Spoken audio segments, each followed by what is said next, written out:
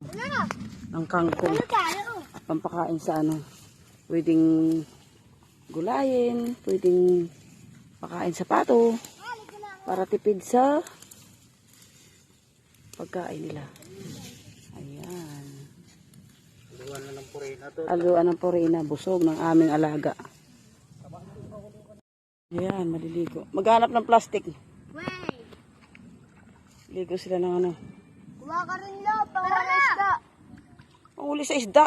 Huli kami. Huli. Oh, mababaw. Hindi na, mababaw ko, Eki. Bato lang, oh. Huwag ka nang ano, huwag ka nang lumayo. Luglug na, tayo, bibili tayo ulam. Parang bandang sa bahay.